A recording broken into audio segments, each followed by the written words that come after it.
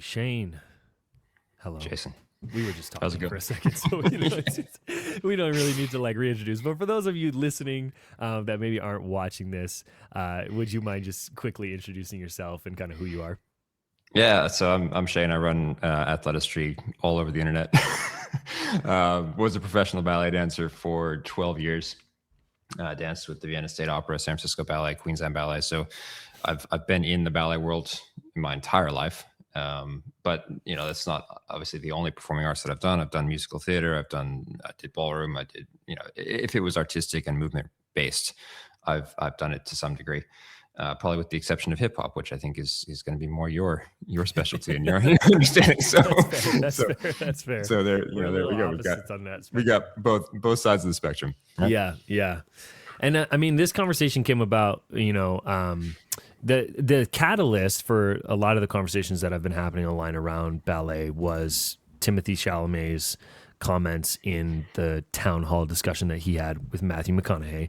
And then our specific conversation is coming out of a video that I made where I, agreed with his opinion and had some words to say behind that.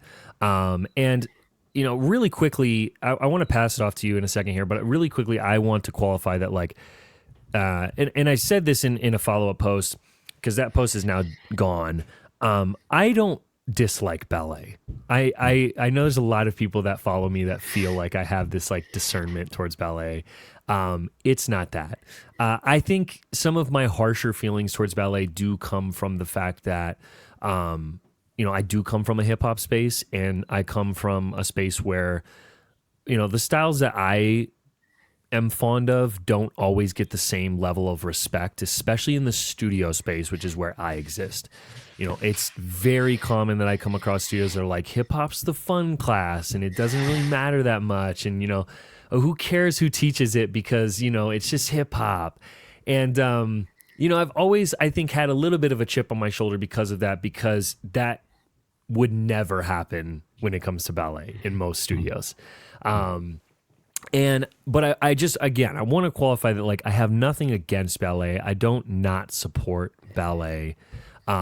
I just, from the outside looking in, it's not my world. From the outside looking in, I understood what his comments were saying.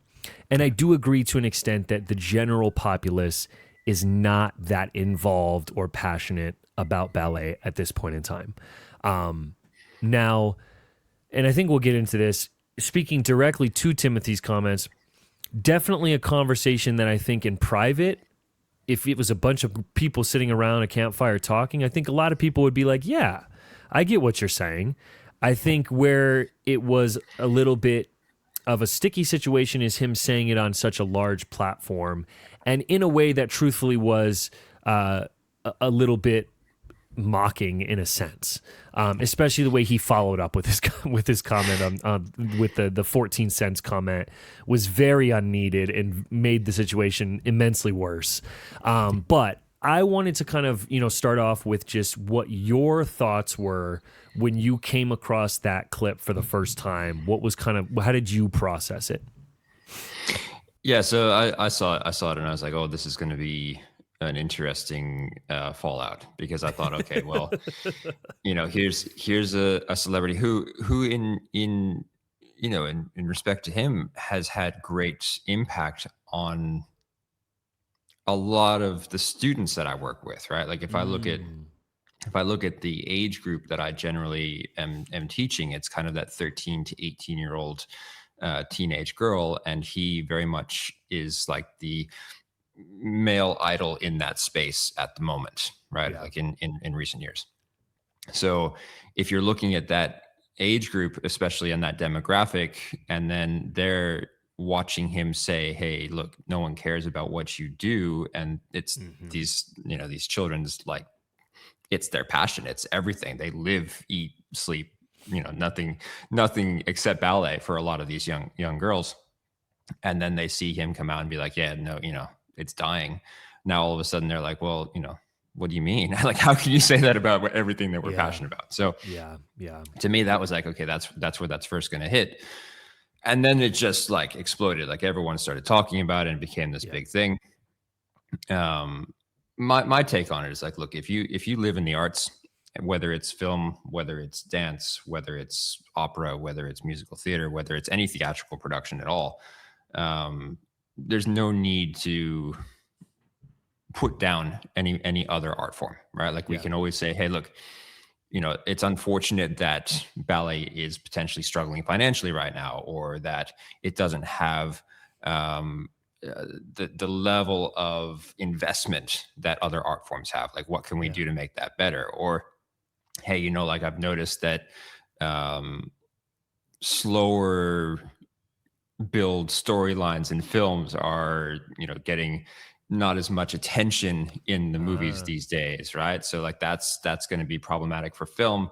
yeah. Like, why are we not looking at that? And maybe it's because people don't have the attention span. So maybe that's why when you go to a ballet and it takes 30 minutes for them to get into the interesting dancing, like maybe people aren't interested there, right? Mm, So I could see the connection, like what he was trying to say. Like, I want to do films that are interesting. I don't want to be something that people don't want to watch. And if people are not interested in sitting there for a period of time and investing that time in a longer storyline, maybe that's why opera or ballet potentially are being seen negatively. yeah. But I don't know that that's true, because then you see the opera houses and the ballet companies coming out and saying, hey, we've sold out this and this and this and this. So Yeah. who, Yeah, who, that who I knows mean, who knows what the real story is. I think you're right. And I think like, that's where I think ultimately too, that's where I was kind of sitting with my video and being like, and I think I was reflecting on exactly what you were saying. And people brought that to my attention really early on. Like, hey, like, there's younger audiences that listen to you. You're essentially sort of putting down this style. And even though that wasn't my intention, and I don't think it was his intention, the verbiage was very much that. That's how it was being interpreted. And what was interesting to me too is I didn't just kind of like go into it super blind. Even after the fact, I was like still kind of like looking into things. And what really interested me about this whole topic was that ballet actually has seen a pretty ballet and opera combined have seen a pretty significant growth revenue wise starting from COVID, but up until really recent years, it's grown in size revenue wise. I think it's interesting that obviously hasn't bled over into those performers like pay necessarily, because there's been strikes that a lot of people have brought out and things like Yeah. that. And I think it becomes a super nuanced conversation, because like revenues have gone up, but also prices have gone up for everything on the whole supply chain. So it's costs more money for these companies to put on shows than it ever has before, which I think is partially why we're seeing ticket prices be so high. But I think on a very base level, I think it is fair to say that even though on paper these avenues seem like they're growing, a lot of live shows are struggling financially. Even though they're selling out, they're still not able to cover the immense costs that they're facing, which I think is sometimes hard to see from just the outside looking in, because it's like, oh, they're sold out, the tickets are $200, but even if we look at like Vegas here in the States, like there's a lot of shows that are shutting down. That have been around for forever, because they're just not able to cover the costs anymore. And the other thing that I was really interesting, you brought this up, was the you mentioned something about like, is this like a PR marketing issue when it comes to ballet? And I'm curious what kind of like what your thought on was that, because I was like, that is a great take. That is a great take. Yeah. So, I mean, you think, okay, like if you walk down the street, you walk and you go up to somebody who, especially let's take Europe kind of out of the picture, because Okay. they're going to have a different approach to this. But like if you go through the streets of Middle America and you say, hey, like, what do you think of when you think of ballet? It's going to be like pink tutus and point shoes and little girls, dancing around, pretending to be butterflies, and then maybe like extrapolate from that Nutcracker, this idea, the general public's idea of what ballet is actually quite different to what we experience as professional dancers. Yeah. Like I don't think anyone wears pink in the studio if they don't have to. You might get like the skin color tights, but it's generally not gonna be pink. in fact, the girls, once they're professionals, they seem to try and stick. And look, no offense, again, if anyone wants to wear pink, I don't have a problem with it. It's not Yeah. that's not what I'm saying. What I'm saying is that's not the actual reality of things, Yeah. right? Yeah. It's more that, like, we train intensively. Like, if you're going to get to, let's say you want to get to a professional level where you're dancing in a major company, even just in the court of ballet, Mm-hmm. most training protocols for that are going to see you doing 4 to 5 to 6 hours of ballet per day, 6 days a week for 8 to 10 years. Jeez. So, we're not even talking about other dance styles. We're not talking about academics. We're not talking about any other train. This is just ballet, and it's going to the bar and dancing for 2 hours, and then coming into the center and doing center work, and then doing jumps on top of that, and then repertoire. And that's not even taking into consideration now the pathways that all follow on from a lot of competition. So going into things like YAGP or Prix de Lausanne, or where that seems to be the pathway for young dancers to get scholarships to bigger schools, where then they get seen to have opportunities with the companies that are attached to those schools. Yeah. So that's really the investment that a lot of these dancers are putting into it, of time. But then there's also the financial investment. Like, if you look at what a lot of schools charge for their training programs, I mean, like the pre-professional schools that are attached to companies, they're not cheap. They're tens of thousands of dollars a year for these kids to be attending. Not all of them are on scholarships. Some of them are. There are definitely scholarships that are offered, but a lot of them aren't. And the outcome for many of them is that they won't make it professionally. Like, even if you go to the best school and you have the best opportunities, and you go out and you start auditioning, you're literally auditioning for a handful of jobs every year that are, very, very selective. And the opportunity to get there is incredibly difficult. Like, if we look at Australia, for example, just in Australia, I think just in Australia alone, there's something like 70 or 80,000 students that are training per year for dance. Yeah. And even if we take that down, we're a small country in comparison to the United States. So, imagine how many dancers are training in the US, right? Yeah. You take that down and say, okay, well, maybe not all of them are training to be ballet dancers, but let's say just 10,000 of them are training to be ballet dancers. And then in Australia, we have 3 ballet companies. So we have the Australian Ballet, we have Queensland Ballet, and we have the West Australian Ballet as the major ballet companies. Obviously, there are smaller companies, but these are the major ones. Per year, they're not hiring to the tunes of thousands of dancers. They might hire 4 or 5 maximum, and that's potentially into like the young artist trainee type of programs where they're not getting paid very much. They're working, so we take the one side of the PR, which is like pink and pretty and for little kids, and then the other side, which is, look, even if you try your darndest and work for 10 years, there's no guarantee that you're going to get anything. And even if you do, the likelihood that you're going to be able to support yourself is actually very low as well. So do you think, here's a question, and I had somebody write me about the sort of financial component of all of this, and it wasn't something that I had really taken into consideration.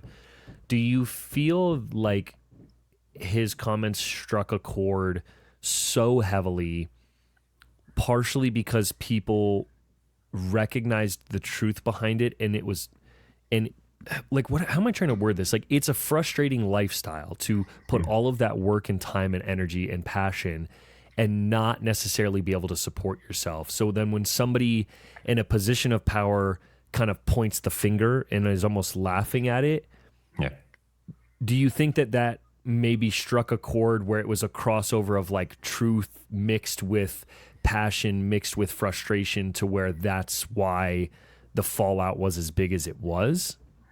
I think that's probably a big part of it. Like I think if we're looking at it from a definitely from a financial perspective, even just to be like completely transparent about my career, like I reached the rank of principal dancer, and not at any time throughout my entire dance career did I ever break 6 figures in income, which is crazy. Like that was that. I think my highest salary was with San Francisco Ballet. Yeah. Like if we're looking at it from a comparative amount, I earned in numbers more with the Queensland Ballet, but the Australian dollar was worth less than the US dollar. Got it. So, like from a total value earning, I earned the most with San Francisco Ballet, but San Francisco was also the most expensive city that I lived in. Yeah. So, to be able to survive on, at that point, I think I was making $83,000 a year, Yeah. like as a soloist with San Francisco Ballet, to be able to survive on that is very difficult. And Yeah. Yeah. that's a lot of the conversation that you'll see, publicly when ABT comes out or San Francisco Ballet comes out, and they're threatening strikes over, like a 1% increase in salary because, hey, look, we're living with 3 other roommates in a studio apartment in the Tenderloin or whatever, right? Yeah. Yeah. Well, yeah, because I And then think too, like it's such expensive places. Like you think about where really large companies are, they tend to be in larger metropolitan city areas, and it's not cheap. Because I think like some people might hear like, oh, you get paid, $83,000 a year to dance. Like, what are you complaining about? And it's like, well, yeah, but like you're living in one of the most expensive cities in the U.S. Like $83,000 in San Francisco is like, good luck. Like. yeah. You're with roommates, you're doing all the stuff, and it's still not cutting it. Yeah. I mean, if you think, you look at $83,000 a year. We had my wife and I, we had a 1-bedroom apartment that was not in the city. So we lived across the bridge. For anyone who knows San Francisco, we lived in Larkspur, and we paid, I think at that point we paid something like $2,500 a month for this 1-bedroom apartment. Mm-hmm. And we needed a car because you couldn't really easily get back and forth from Larkspur to San Francisco without a car. So there's a car payment there. After tax, obviously, $83,000 after tax kind of comes down to about $60,000, right? Yep. And then you look at your monthlies and you're like, okay, well, I'm basically, I can pay for food, I can pay for my housing, and that's pretty much it.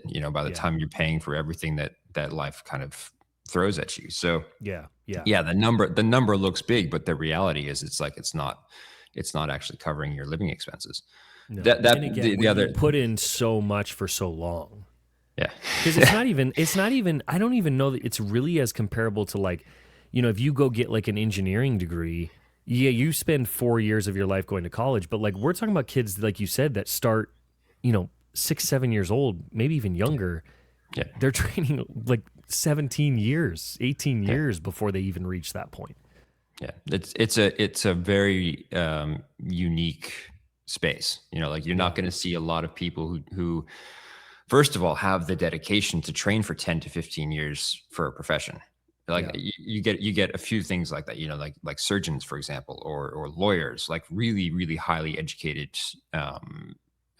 disciplines, right? Ballet takes 10 years minimum. Like you're going to be spending at least 10 years training for that. And the value put on that career is significantly lower than that of a surgeon. Now you can look at it and be like, okay, well, we don't have anybody's lives in our hands, right? Like we're not making sure that someone stays alive every time we do a production, but the cost of training is expensive as well. Like if we look at, I went to Kirov Academy of Ballet in Washington, D.C. At the time that I went there, like we're talking 26 years ago now, but the time that I went there, it was $17,000 a year to attend the school. Yeah. Right. And so, you take that over 5 years, you're not even making back in your first year as a dancer what it costs to train. Yeah. Yeah. Right. So, like the cost is prohibitive. That's to if that, you took your whole salary and put it towards that, which isn't what you're doing. Yeah. No. So then I guess, now we get into this, the thick of it is like, because it's hard. It's like, you hear that and it's like, man, like, what did you like? I don't know. From the outside looking in, I'm like, why would you even do that? What if that's where we're at? Is there in your mind, and I think like, I'm kind of preemptively assuming things here. In your mind, is there changes that could even be made to like, how do we even get to a point where it makes sense?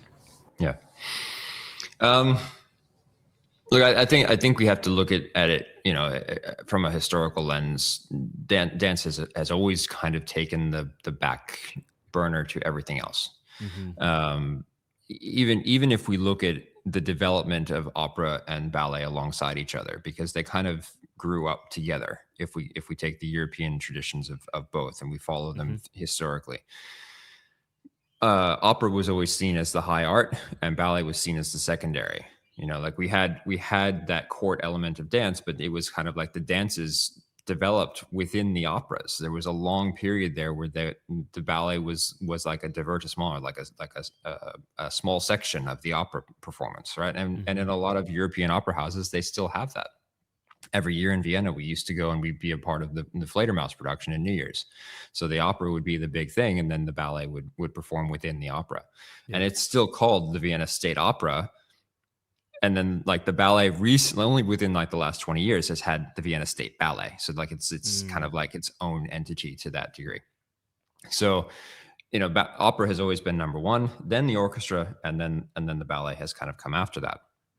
So I think that's why you see more ballet dancers even getting upset by this than opera performers, because the opera's like, yeah, well, look, we've always been here. We're going to continue to be here. People will continue to support the opera. Yeah. Ballet dancers always kind of feel like we get slighted. It's like, oh, well, they get this and they get this, but we're kind of like waiting for our time to some degree. Yeah. And it was often even said within the Vienna State Opera, like, the ballet performs when the opera needs a break. So if the opera needs a rest, like then that's when the ballet gets inserted in. Like the opera would have 200 plus performances a year, and the ballet would have like 80. And it was whenever the opera needed a rest that the ballet got to perform. So, it's what it is. Is there a way forward? Sure. Like we can start to, discuss how do we bring ballet into a wider audience. There was a period of time in the 60s and 70s where there was a lot of celebrity within the ballet space. You look at Mikhail Baryshnikov and Rudolf Nureyev and Natalia Makarova, and some of that did have to do with the political sphere as well. So if we look at the defections that were happening from Soviet Russia, that was an interesting thing for Americans to be like, oh, these are these dancers that are coming over from a place that we know nothing about. This is really interesting. They bring a style that isn't really happening here in the West. Like we need to kind of experience that. And so there was definitely a political element to that as well.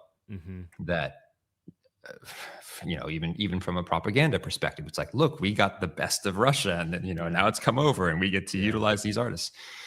Russians would disagree. They'd be like, oh, the best stayed in Russia, right? Like they're going to have that kind of different opinion. So, do you think that this is a reflection of like a broader? Because it's like and this is exactly what I knew was going to happen, and exactly why, again, one of the many reasons why I was like, this is why did I even talk about this in the first place? But as you're describing a lot of these things, like this just sounds like dance as a whole for the most part. Like you're right, dancers are. And I don't mean it in a disrespectful way. It's just like dancers tend to be the bottom of the sheet more often than not when it comes to pay, when it comes to treatment, when it comes to a lot of things within, the whole industry. And I think that's why too, you see a lot of like, I mean, we're both dance influencers, probably for very similar reasons, is like the end of the tunnel as a professional dancer isn't always the brightest light for the majority of us. Like sure, some people go on to be choreographers or directors of shows or there are those opportunities, but that's an even smaller population than the population that becomes professional to begin with. So, is this a reflection of just a larger industry issue of just, dance? It's really tricky to make it work as a profession and as a sustainable profession. Yeah. Well, dance has a storytelling issue, right? Like it does tell a story. The whole purpose of dance is to tell stories through movement, but it's less directly understandable than actually verbally telling a story.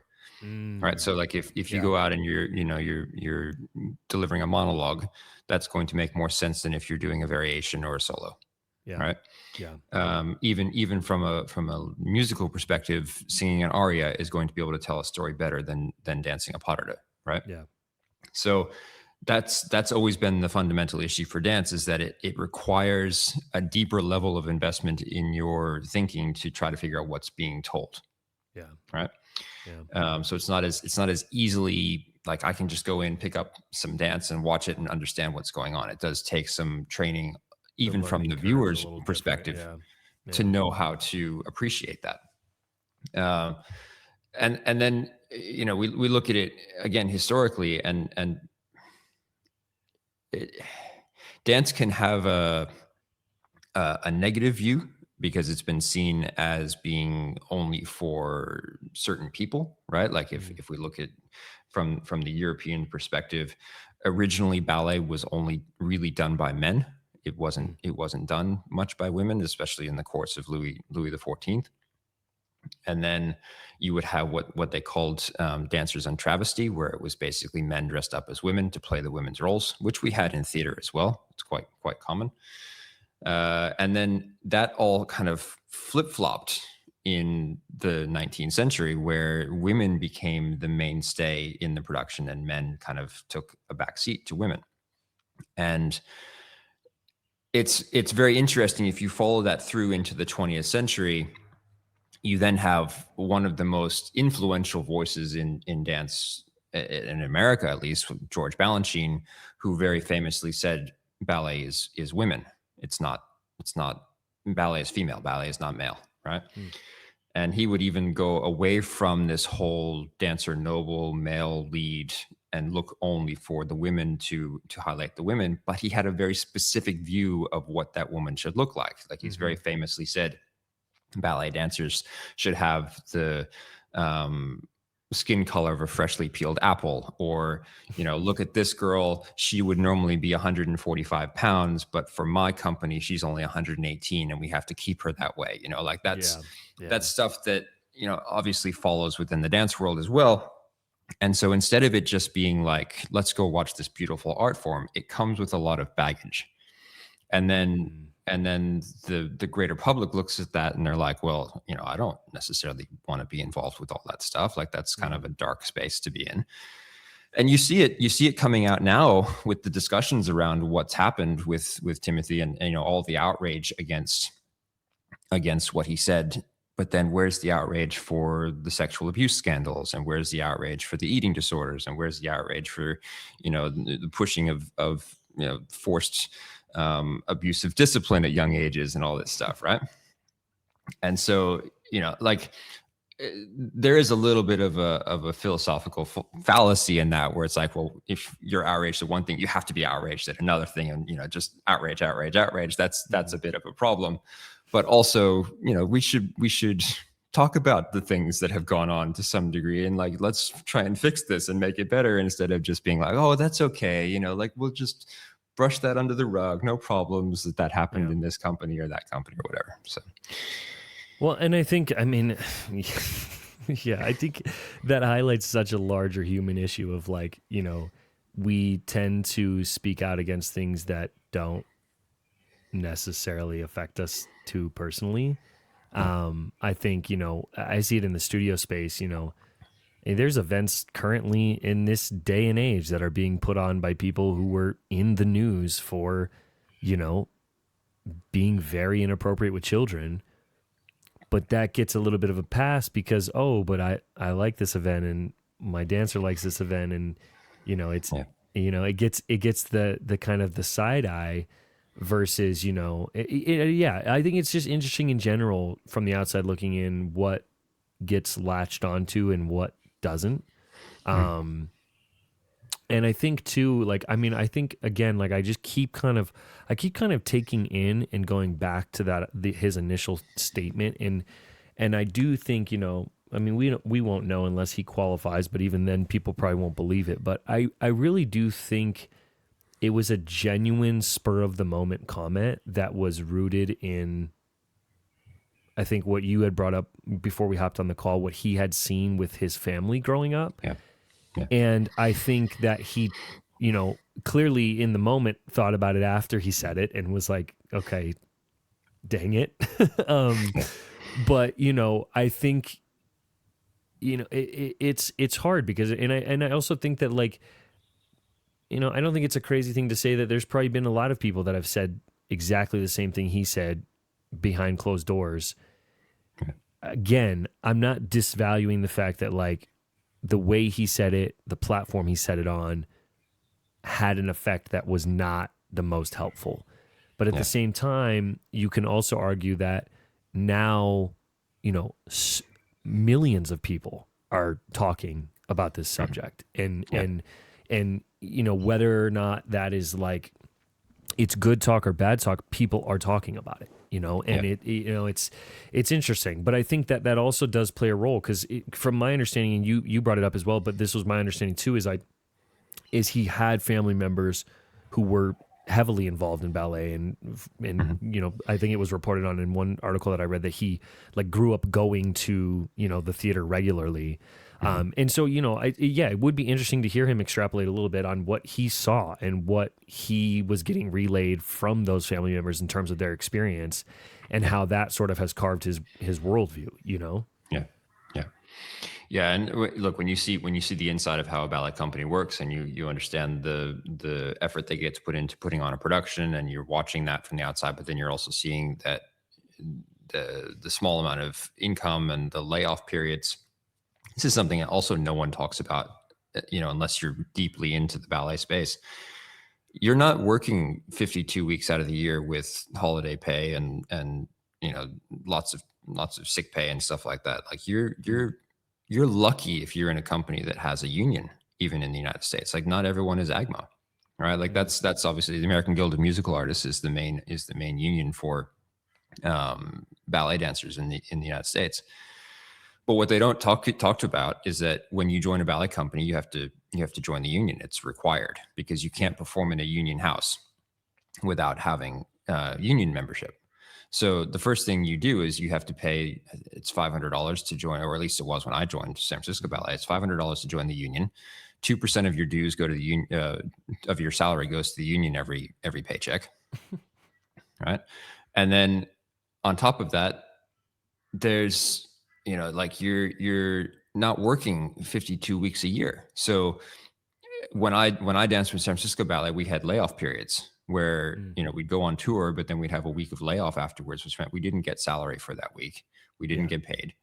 And then they had a way of working it where they would pay a percentage of on top of your salary every week, but they would take that and hold it for you so that at the end of the year, when you had your big 8-week layoff, they'd pay you like a lump sum paycheck. But that had to get you through 8 to 10 weeks of time where you weren't getting a consistent weekly paycheck. Right.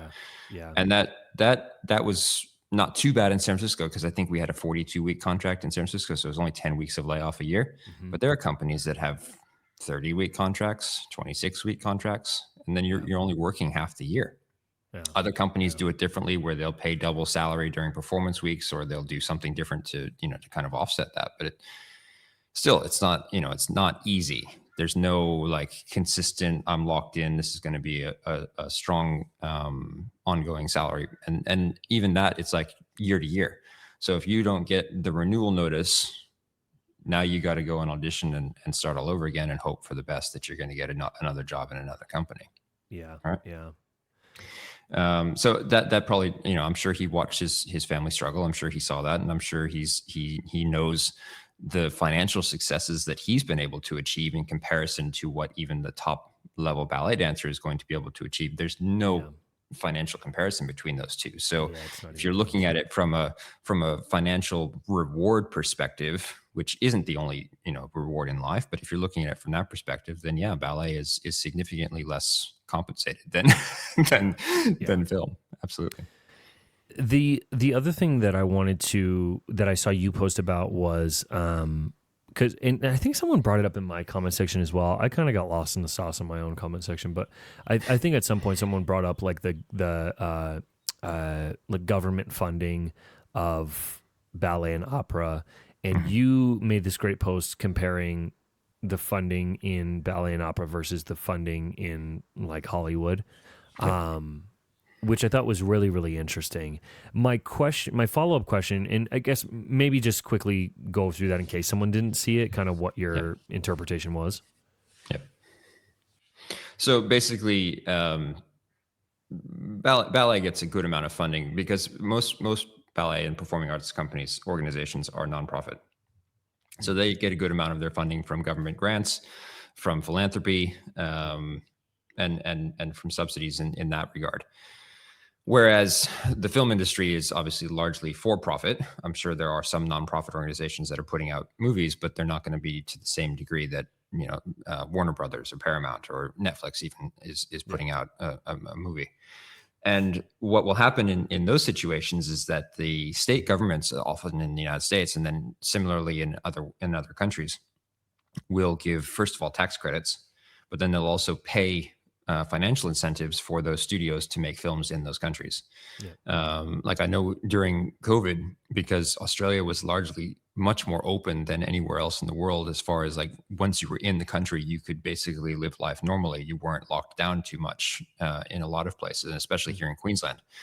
So the Queensland government was giving massive subsidies to Hollywood films to be filmed here. Like if you look at, I think a lot of the Marvel productions were done here, during the early, like 2020, 2021, 2022, like a lot of those films were filmed over here, which was great for tourism. It was great for boon for the economy, but they were paying into those production companies. The government was paying into those production companies to be able to run and create those films.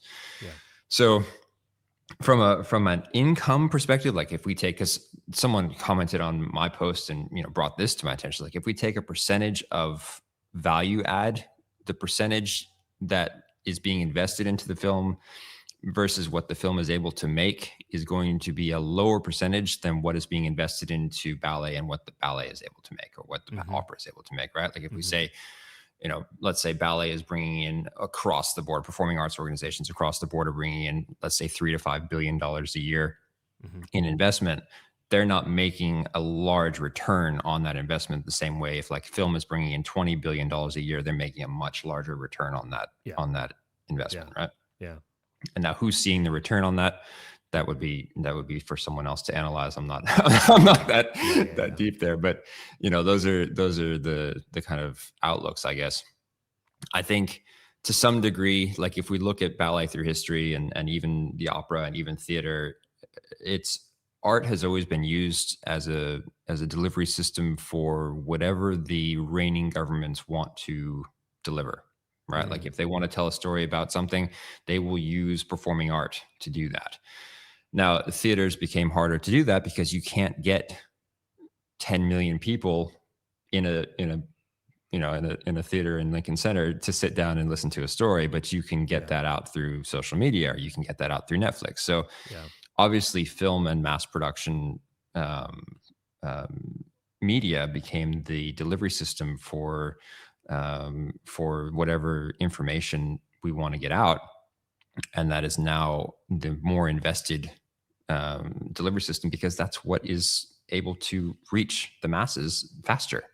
Right. Like you can go into a ballet and you can watch all the old productions, or you can put out a post on social media and reach 1 million people in 3 days. Like it's two different worlds. So yeah, that makes sense. And it's I don't know, it's hard to see like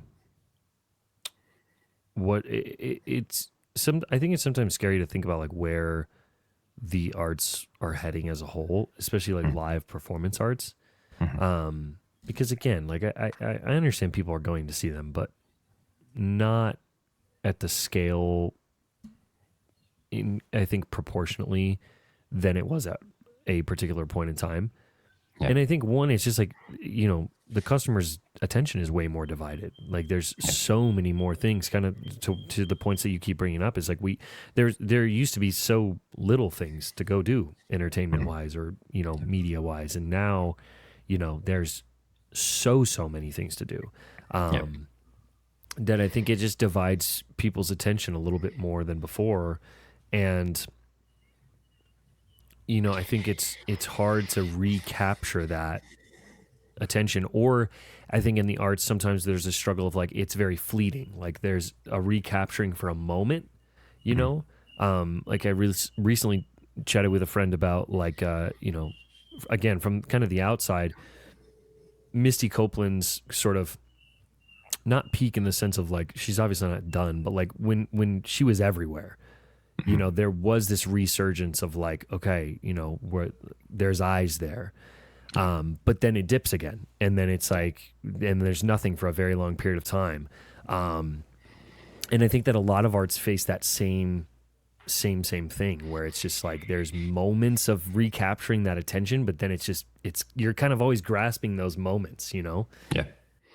Yeah, we have an interesting thing in especially in ballet where you'll have some people that definitely reach a star level status, right? They'll Yeah. have some celebrity to some degree. Maybe they cross over into movies or television, and so they're more widely recognizable.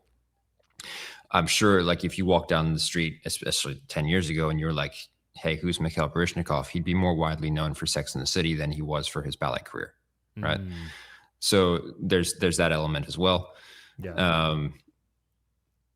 That being said, obviously, and this even goes to film and television and theater. You know, you're going to have the people who are the A-list actors, but then you're also going to have the B-list and the C-list and the D-list and the people who maybe go even beyond that aren't making millions of dollars a year. They're struggling to work. Like just because we have celebrities who are making tens and 20 hundreds of millions of dollars, even potentially through their films, doesn't mean that everyone who works in cinema is making that kind of money.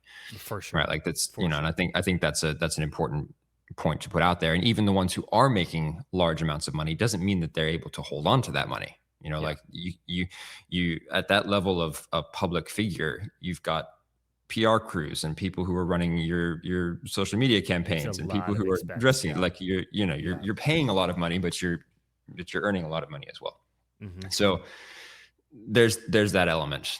I think to some degree, part of what ends up happening in ballet companies is that there's this idea that nobody should be the star, that we should have the ballet company be the star and the dancers support the ballet company. So like when some dancers become more publicly famous, it's almost like, oh, we don't want to push them because they're going to draw attention over the company drawing the attention. And so what some companies will even do is they won't publish casting for a production. They'll just wait. They just, they don't want people to buy tickets only to see a certain dancer. Which seems so opposite to so many other industries. Yeah. And it happens all the time. Like, and part of the issue also would be like people would buy tickets to see somebody, that dancer might get injured or would pull out of the production or something would happen. And then people are really angry. So they'd show up to the production expecting to see some star. And then they'd get there and they'd maybe see the soloist of the company like, oh, I'm so disappointed. And they're already going into the production then because they've got the little pink slip in the program saying, hey, unfortunately, this person will not be appearing tonight instead of this other person. And so then they're sitting there kind of like, God, I paid $400 to see X dancer perform and now they're not performing and I feel like I've been robbed, right?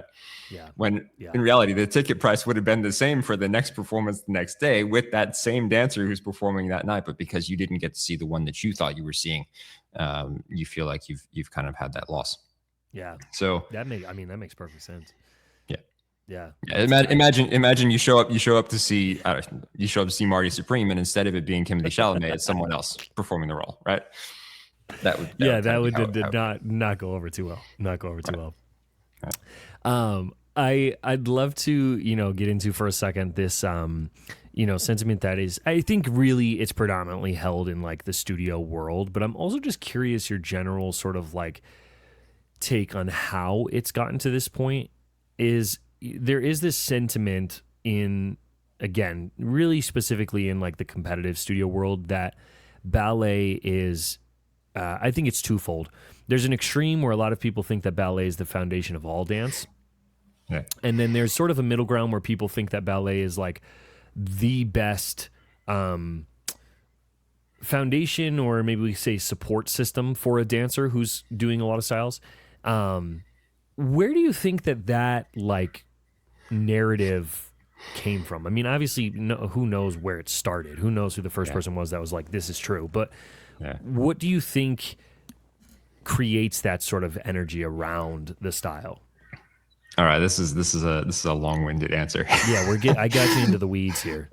Okay, so first of all, I want to clarify that ballet class as we know it, right? Like where you go in in tights and ballet shoes, and you're standing there at the bar and you're doing your exercises for a few hours. That didn't exist prior to the middle of the 19th century. So, wait, okay, explain. What does that mean? So like Enrico Cicchetti is a very famous ballet master. Like if you hear the Cicchetti method, right? Mm-hmm. He was an Italian dancer who created a class structure to train dancers. Before him, there was no class structure. It was like you go in with the ballet master works on some steps or is choreographing something, you're developing the steps that way. And you had like a one-to-one kind of like master apprentice setup, right? Where you go in and the master would choose, you will be my protege and I will train you, and that'll be, and people would follow within this kind of lineage of like, oh, I've trained with this master and now I can, dance these things, right? Got it. Okay. Cicchetti changed that. There was also Bournonville. So Bournonville in Denmark had his own kind of class structure that he developed, but it wasn't until his proteges codified it that it became the class structure that it is today. So he didn't like sit down and write out, this is going to be the Monday exercise 1, Tuesday exercise 3, or whatever. Got it. If you go to Denmark and you go to the Royal Danish and you take class with the company, they will do Bournonville classes. So the teacher will come in and he'll be like, okay, Monday number 15. And everybody, because they've come up through that structure as a student, knows what Monday number 15 is. So it's not like they're even giving the, right? They're not even like teaching at that point. It's just like, no, it's just like they all know what it is, and you just go and you do the class. Got it. Cicchetti did something very similar. Then you had Vaganova took a lot of Cicchetti's methods. So you'll hear about the Vaganova. Vaganova was trained at the Imperial Russian Ballet School. Cicchetti would teach at the Imperial Russian Ballet School. Like there was this kind of pathway there. So she ended up developing a very anatomical based structure for classwork that was then adopted by the Soviet government to train dancers at what would have been the Kirov and the Bolshoi during the Soviet regime, which would now be the Mariinsky and the Bolshoi now. So these children were trained in these very strict regimes, and there's books with all of the combinations and how to teach these things and how to follow through. And then they've developed pedagogies and systems to train dancers, right? So it's very structured. It's very codified. There's a way to go through from entering the studio as someone who knows nothing about ballet to training them all the way to becoming a professional dancer. And there's a system and a structure to do that. There are different systems and structures. You have Bournonville, you have Cicchetti, you have Vaganova, you've got even ones that have developed in the 20th century, things like the Royal Academy of Dance and Commonwealth Teachers of Dance, Australian. There's so many, Borovansky, like there's all these ones that have developed over the years. And so what I think happened was you had a very abstract master to apprentice system that then became a very specified, disciplined, this is how you progress a dancer. And people then looked at that and said, well, this is creating success, so this must be the way to train. And so we started to develop these systems, and those systems became the method. And then people would say, okay, well, this is what is necessary in order to become a dancer. And then they looked at it and said, well, this is the foundation then of dancing, right? Got it. Obviously, historically, we have other dance styles that go back way farther than ballet historically, that have lasted even longer than the 500 or so years that ballet has been developing. And have probably even influenced ballet. I went down a rabbit hole the other night because I was like, this is an interesting point. I know this always comes up. I was like, is there any connection between some of the what we call grotesque dancers of Italy? So they were ballet dancers, but they weren't of the dancer noble style. So the French had their kind of quality, but then there was the more like acrobatic, think like more circus style performances. And hip hop. And I was just like, I just want to find out what the background is. And while there's no direct correlation, there were kind of like similar trends that were developing in 17th and 18th century Italy to what eventually became more like what would have been developing in Afrocentric groups at the same time. Yeah. Okay, so not that they were directly impacted, but they were kind of like parallel developments that were happening. Yeah. And then you can trace those developments moving into circus, and then circus moving into vaudeville coming to the United States, correlations between the street dance that was going on, tap dancing, things like that were happening, right? And how that all then impacted what we now know to be the performing arts and dance, right? So while I would never say that ballet is the origin of anything, like it is the origin of ballet, right? Like let's use it as that. And what you can see, and I think what I think maybe the correlation some people make is they'll say, okay, well, this person is a traditionally trained ballet dancer, and they have a certain way of standing, like they hold themselves a certain way.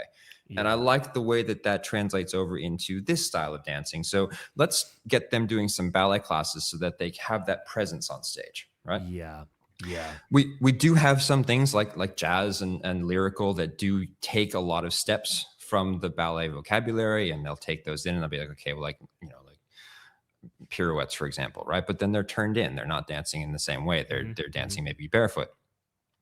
You can look at things like contemporary dance, which has its roots back to, or modern dance, things like Martha Graham and Horton and even going further or more recently, things like Paul Taylor, where there's a very specific technique that they developed that was almost as like an antithesis to ballet. So you had ballet over here as the classical, and like this is what I want to express movement wise, but ballet is restricting me, so I'm going to do this other thing.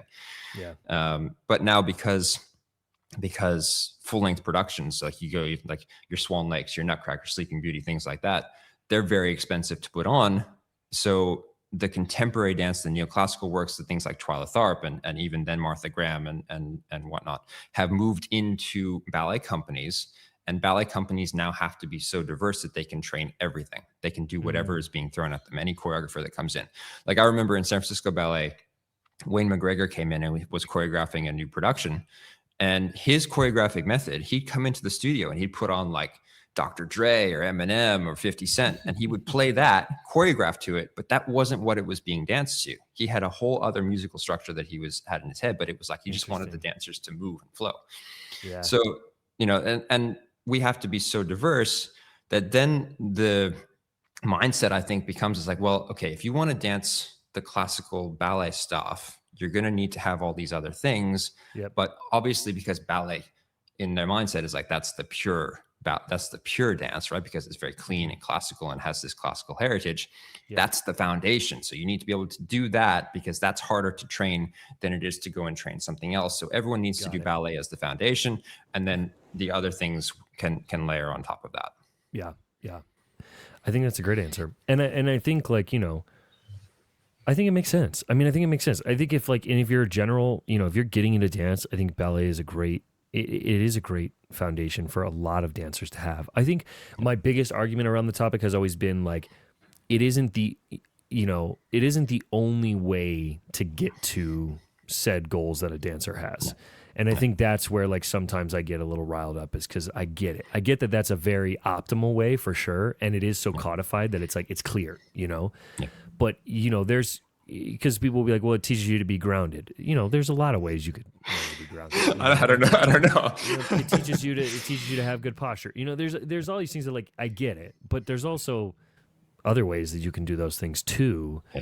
And I think too, what we struggle with in the competition world is and this was something I was open to a couple years back, is we tend to view all styles through the lens of ballet, which then contributes to that narrative of well, you're judging a jazz routine with ballet vernacular, but it's not. And then it's so then it becomes this clashing constantly in our space where it's you've plucked things from ballet and put them into this style, so we kind of have to judge it through that lens, but it's not that lens. And then it's I think it further colludes that conversation. But I think, everything you just said is so thank you. I think it's a great explanation. I think a lot of people don't have that information, and so they just kind of go to and I think a lot of people, truthfully, and I get it, it's that's what they were taught, that's what they were told, so that's that, and it's but there's more to the story than just what your teacher told you, you know? Yeah, I think, in all honesty, I almost feel like character dance would be more beneficial in a wider space. Yeah. Because character dance, if you think about it, like that's the foundation of how most people would have started dancing 300-400 years ago, right? They would have been in their social group, and it's like, let's come around the dance hall or the fire or wherever they were dancing, and like let's put some moves together and let's do some stuff. And if you watch the character dancers, they're in the ground, they're turning, they're jumping, it's very acrobatic, but it's also got a very strong tradition. Whereas if you look at ballet now, and this is kind of an interesting aside, you look at ballet now and it's actually almost like it's lost its identity, because everybody is turned as you out. were explaining that sort of history, I was like, that's kind of a thought that popped into my brain. Yeah. So like if you go and you watch a ballet competition, everyone kind of looks the same. It's almost like it's been so standardized to the point it's like, okay, everyone's going to be flat turned out. Everyone's going to have their leg up here. Everyone can do 5 pirouettes. But where's the soul? Where's the artist within that? And that is almost my issue with competition for ballet, because if we look at what ballet was used as, first of all, it was court dance. Like that was the initial purpose of it, and then it developed into almost like morality tales. Like if you look in the middle of the 19th century, like you're looking at things like Giselle and La Sylphide, where they were like, hey, look, guys, you shouldn't be chasing these ideas of sex symbols. Like you should be, staying at home with your loved one. And if you do, then the witch is going to kill you. Like that. That's the storyline of most ballets. Yeah. And then you get kind of later in the 19th century, you get into the classical ballets, and then into the 20th century, and now we're completely going against all of the history. So now it's like, let's do Rite of Spring, where we're sacrificing virgins, and let's do abstract ballets to Stravinsky, which is just like really intensive stuff, where people were rioting in the streets after watching these productions. So there was a very intensive connection with the audience and the ballet. And like, you mentioned Nutcracker, and I wanted to say this because it was something that that I think really upset at me for the Nutcracker. But here's why. It's because like it was hated. And Tchaikovsky, when he wrote the score for Nutcracker, he was angry at the Tsar, and so he wrote this score that was like super syrupy sweet, like just like like really happy kind of thing. And people hated it. There was like a booing and like toilet paper being thrown on stage. Like it was not loved. And it didn't become a tradition until Balanchine brought it to the United States. And that's when the tree started to grow, and they added pyrotechnics and all this stuff. And then it got attached to Christmas. America. Yeah. Well, the commercialization of it really changed it, right? Yeah. When we would do Nutcracker, so like when we would do Nutcracker in Vienna, sometimes we do Nutcracker in June, and it was just another ballet. Like in Europe, it's just another ballet, right? Yeah. Here it's like Whereas a Christmas staple. It has to be at Christmas, and you're going to do 30 to 60 shows of it across a 2-week period, and it's just going to be like you're going to be vomiting Nutcracker by the time you're done with it. And I think going back to where we started with the whole PR thing, it's like the reason why people are so directly attached to Nutcracker is because it's easily recognizable. You go into the stores at Christmas time, and they're playing the Sugar Plum Fairy variation in Macy's or whatever, right? Yeah.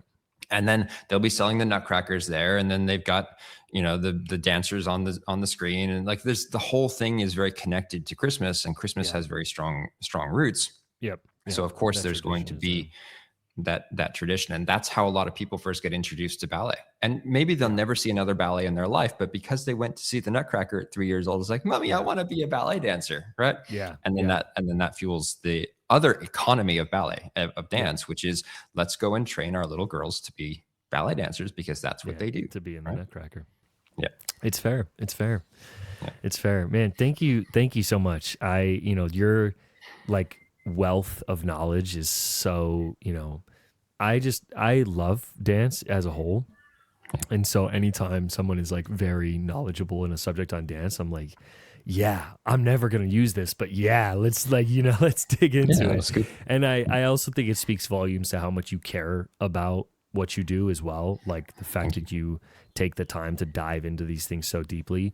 And I just really appreciate you always holding space and always being open to like, you're someone that like, I feel like you would never be like, no, I don't want to talk about anything. You know, you're so open all the time to conversation, similar to, you know, that's the energy that I try to hold a lot of times as well, is like, let's all just talk more and learn from each other and be open to, you know, making mistakes, but also learning things along the way. So I really, really appreciate you so much. For those of you, you know, you mentioned at the beginning, but for those that don't, you know, aren't familiar with you, where can people find you? Where do you post? All of the above. Yeah, I mean everywhere. I'm All pretty the much places.